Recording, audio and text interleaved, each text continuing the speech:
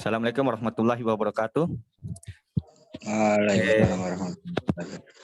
Baik, kami di sini akan mempresentasikan hasil laporan kami, yaitu struktur baja 3, perihal desain baja seismik sesuai SNI 7860 2020 dan SNI 7972 2020.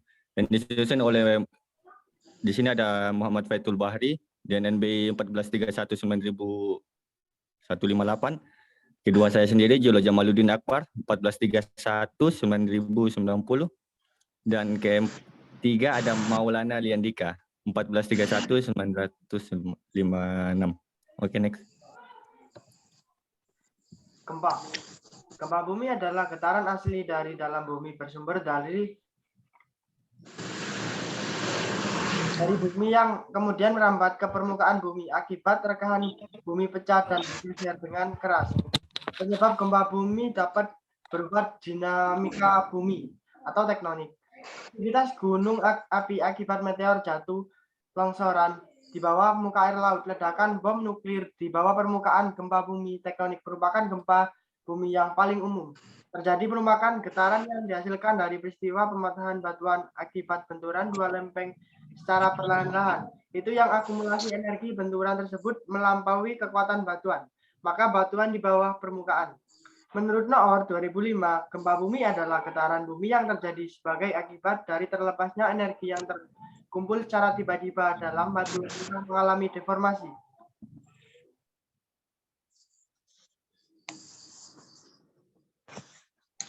Gelombang seismik. Gelombang seismik merupakan gelombang yang menjalar di dalam bumi yang disebabkan adanya deformasi struktur di bawah bumi akibat adanya tekanan ataupun tarikan karena sifat keelastisan bumi.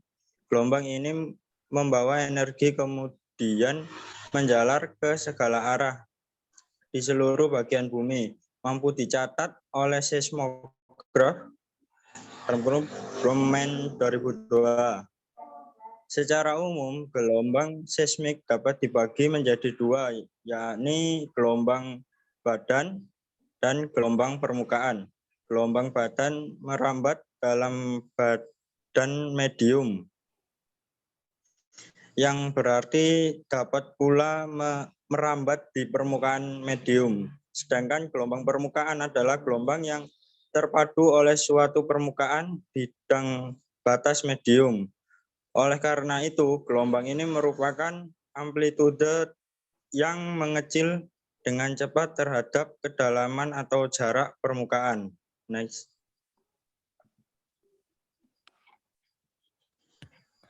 Evolusi rekayasa gempa. Evolusi standar desain gempa dan evolusi bidang teknik gempa secara umum, banyak dari apa yang terkandung dalam ketentuan dan referensi standar di dalamnya didasarkan pada pelajaran yang diperoleh dari kerusakan akibat gempa bumi dan penelitian berikutnya. Sebuah komite bersama dari San Francisco Section of the ASCE dan Structural Engineers Association of Northern California atau SEAON mulai mengerjakan ketentuan desain seismik yang diterbitkan pada tahun 1951 sebagai ASC Proceedings Spirit nomor 66 Spirit 66 seperti yang biasa disebut dokumen penting yang menetapkan ketentuan desain gempa dan gempa yang menjadi dasar kode bangunan Amerika Serikat untuk 40 tahun ke depan. Rangka momen baja umumnya telah dikirimkan sebagai sistem penahan gaya seismik terbaik karena kinerja yang baik pada gempa San Francisco tahun 1906. Namun banyak rangka momen mengalami patah tulang las yang menghubungkan sayap balok dan sayap kolom. Hal ini menghasilkan studi multi tahun yang berfokus pada masalah yang didanai oleh FEMA untuk menilai dan meningkatkan kinerja seismik rangka momen baja. Next. Sejarah dan ketentuan NEHRP. Penyelesaian proyek ATC 3 pada tahun 1978. Ada keinginan untuk membuat pendekatan ATC 3 sebagai dasar untuk ketentuan peraturan baru dan memperbaruinya secara berkala FEMA.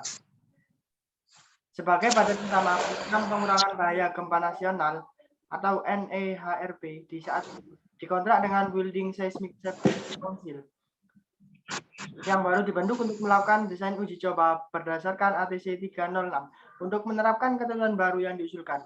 BSSC mengumpulkan sekelompok ahli yang terdiri dari insinyur, konsultan, akademisi, perwakilan dari berbagai industri bangunan, dan pejabat bangunan.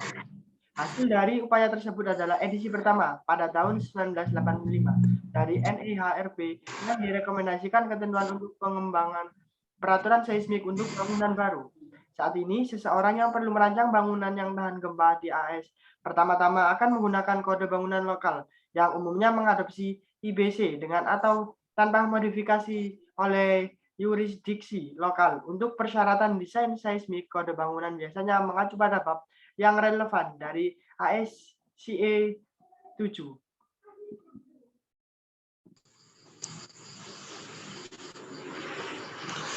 Contoh desain NEHRP. Contoh desain pertama kali disiapkan untuk ketentuan NEHRP 1985 dalam publikasi yang berjudul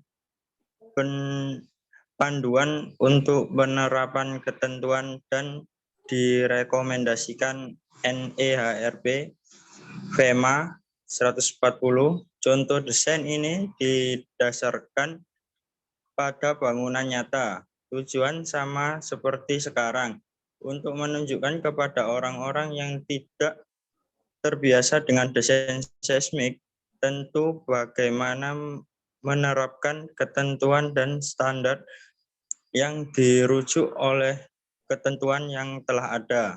Dengan pembaruan 2009 untuk ketentuan NEHRP, contoh desain direvisi dan diperluas dan ditertibkan sebagai FEMA 751. Volume ini merupakan pembaruan dari contoh desain di FEMA 751 untuk mencerminkan ketentuan NEHRP 2015 dan standar yang diperbarui yang dirujuk di dalamnya. Banyak contoh desain yang sama seperti yang disajikan pada FEMA 751. Hanya saja perubahan dilakukan karena adanya perubahan ketentuan. Ada juga beberapa contoh baru untuk menggambarkan materi baru atau perubahan signifikan dari bagian 1 dari ketentuan NEHRP 2015. Contoh desain tidak hanya mencakup penerapan ASCE 7, standar desain material dan ketentuan pada NEHRP, tetapi juga menggambarkan penggunaan metode analisis dan pengetahuan dan penelitian teknik gempa dalam situasi yang akan dihadapi dalam desain nyata. Penulisan contoh desain adalah ahli materi pelajaran di area spesifik yang mencakup oleh bab yang mereka tulis. Selanjutnya, pendampingan NEHRP merekomendasikan ketentuan materi pelatihan, memberikan informasi latar belakang dan pengetahuan yang lebih besar yang menambahkan contoh desain. Next. Peraturan desain struktur baja tahan gempa di Indonesia. Yang pertama, ketentuan seismik untuk bangunan gedung baja struktur SNI 037860 2020.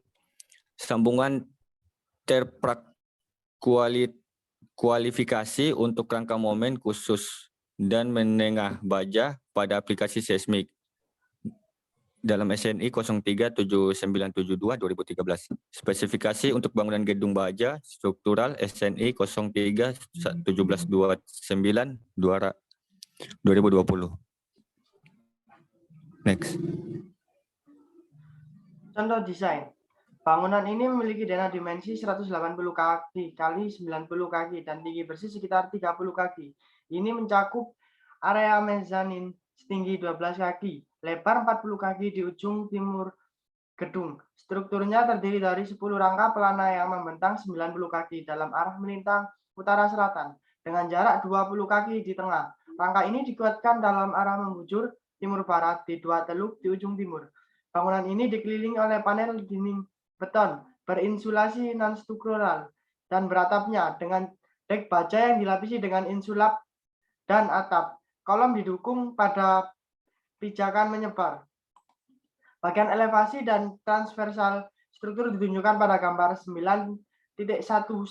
Strut longitudinal pada bagian atap dan pada tingkat mezanin berjalan sepanjang bangunan dan oleh karena itu bertindak sebagai pengumpul untuk distribusi gaya yang ditahan oleh teluk yang di bracing secara diagonal dan sebagai bracing stabilitas sumbu lemah untuk kolom rangka momen.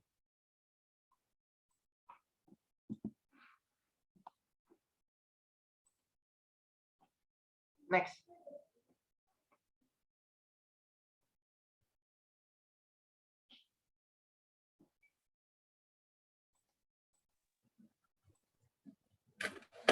Dengan rangka atap dan mezanin ditunjukkan pada gambar 910-12. Rangka terdiri dari dek atap baja yang didukung oleh balok di antara rangka atap, pelana melintang, mezanin mewakili beban tambahan serta kekakuan dan kekakuan tambahan. Karena semua rangka menahan beban lateral dan baja berfungsi sebagai diagram untuk distribusi efek beban eksentrik yang disebabkan oleh lantai mezanin ketika bangunan dikenai beban yang bekerja dalam rangka melintang. Lantai mezanin di ujung timur gedung dirancang untuk menampung beban hidup sebesar 125 psi. Sistem strukturalnya terdiri dari pelat beton di atas penghiasan baja yang didukung oleh lantai balok dengan jarak 10 kaki di tengah. Balok lantai ditopang pada balok penumpang yang menerus pada 2 kolom antara yang berjarak kira-kira 30 kaki terpisah dan dipasang pada rangka pelana di setiap ujungnya. Ukuran anggota dalam rangka utama dikendalikan oleh pertimbangan, kemudian servis, lendutan vertikal karena salju dibatasi oleh 3,5 inci dan goyangan lateral akibat angin dibatasi hingga 2 inci.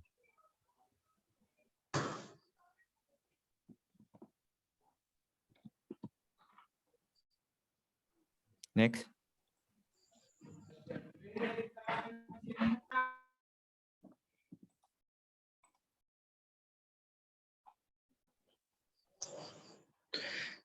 Gempa bumi daripada angin mengatur desain lateral karena massa panel beton terisolasi. Panel dipasang dengan pin panjang yang tegak lurus dengan permukaan beton.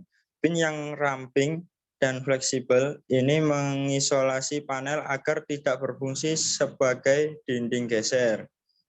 Bangunan ini ditopang pada pijakan menyebar berdasarkan endapan aluvial yang cukup dalam, yaitu pasir padat sedang. Rencana pondasi ditunjukkan pada gambar 9.1.3. Pengikat melintang ditetapkan di antara pijakan 2 kolom dari setiap rangka momen untuk memberikan penahan terhadap gaya dorong horizontal dari rangka momen. Balok kelas yang membawa panel penutup berfungsi sebagai pengikat dalam arah memanjang serta melintasi dinding ujung. Desain pondasi dan kolom pada bracing baik memerlukan pertimbangan beban seismik gabungan. Desain pondasi tidak termasuk di sini. Next.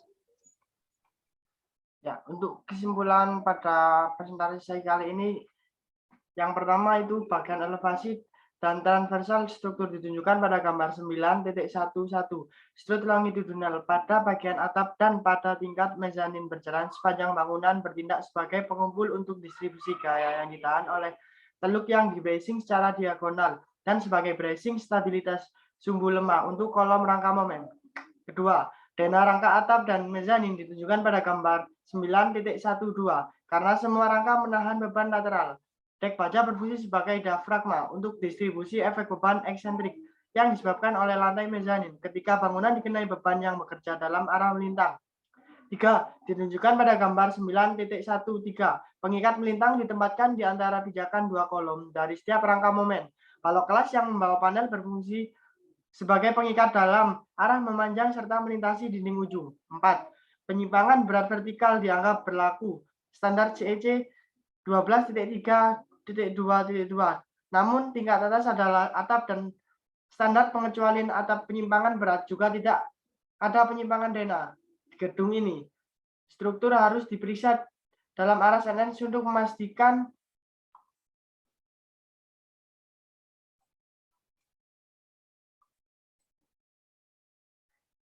bahwa hilangnya tahanan momen pada balok A tidak mengakibatkan pengurangan kekuatan tingkat lebih dari 33%.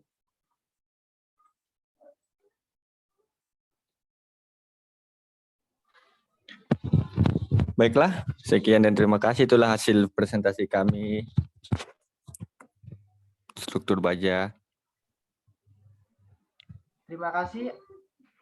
Assalamualaikum warahmatullahi wabarakatuh. Assalamualaikum warahmatullahi wabarakatuh. Waalaikumsalam.